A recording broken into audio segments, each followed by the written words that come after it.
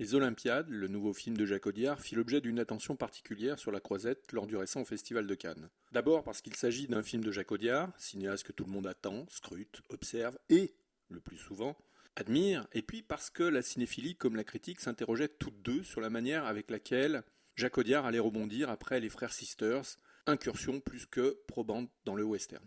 La réponse apportée par le cinéaste est relativement simple.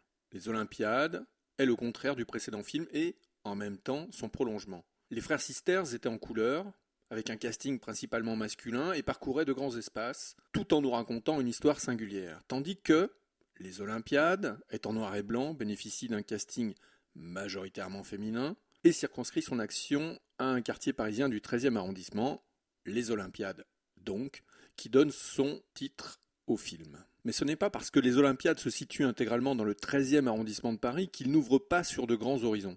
Le microcosme du film, les histoires croisées d'Emily, Nora, Amber et Camille, tentent à définir un milieu macrocosmique. Les Olympiades, le quartier, est un espace scénique où se joue la condition humaine de notre temps.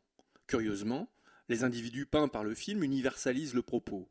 Ils ont la trentaine, ils sont jeunes, ils arborent une beauté qui n'est pas forcément physique, ils sont charmants plutôt, ils sont aussi intelligents et, surtout, ils sont profondément émouvants.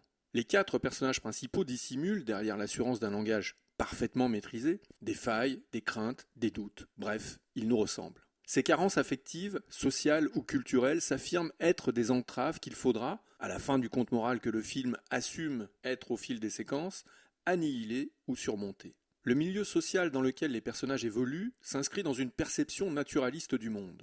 Les artifices sont éliminés, ce que le noir et blanc du film, d'ailleurs, contribue parfaitement bien à faire.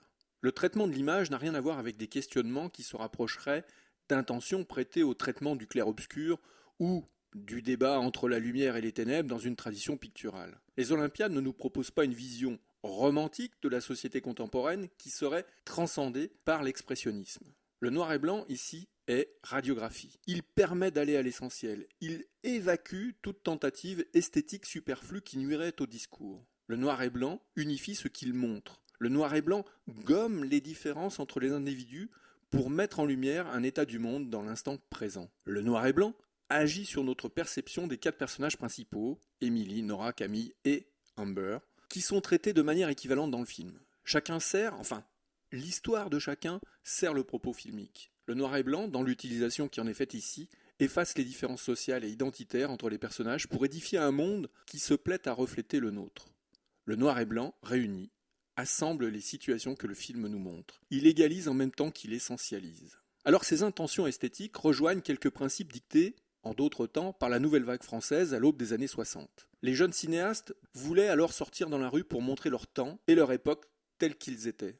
Ainsi donc, les Olympiades prolongent le débat qui existe entre le cinéma et la modernité. Pour cela, le film déploie un argumentaire qui distille des agissements, des questionnements, des sentiments et des pensées conditionnées par le temps présent tout en universalisant le propos. Tout devient discours, échange, prétexte à disserter, même et peut-être surtout les agissements sexuels des protagonistes. Nombreuses, fréquentes, les scènes de sexe précèdent toujours le verbe pour ouvrir des chapitres thématiques. On couche ensemble et ensuite on discute. La parole est un complément au débat initié lors des actes sexuels. Les actes charnels déterminent l'approche de l'autre et sa considération. Le sexe est considéré comme un moyen de communication. Le sexe parle.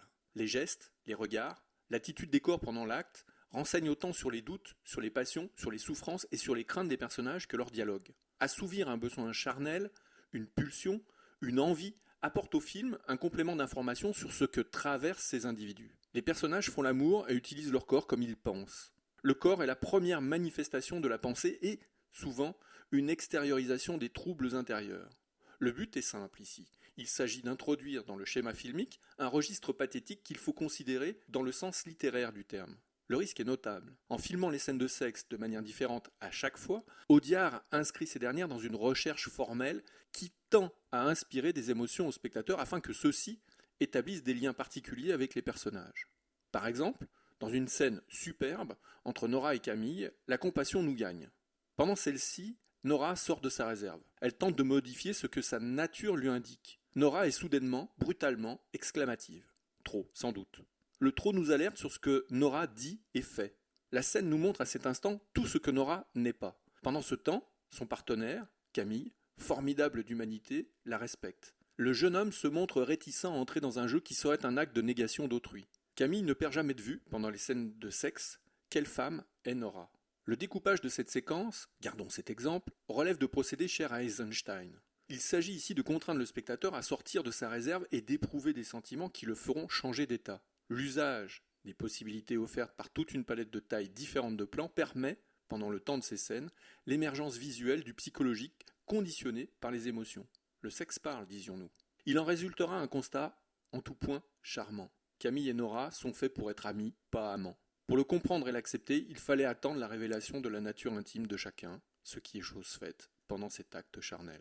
Les Olympiades se terminent comme un envoûtement. Le charme opère et le film se clôt sur un moment de grâce qui ravira tout le monde. Vous verrez. Les Olympiades est à considérer comme une parenthèse qui nous donne à voir en profondeur les réalités qui assaillent les hommes et les femmes qui peuplent notre monde. Le film est une suite d'instants qui, sous la maîtrise du récit et de la mise en scène, se transforme en moment d'élection.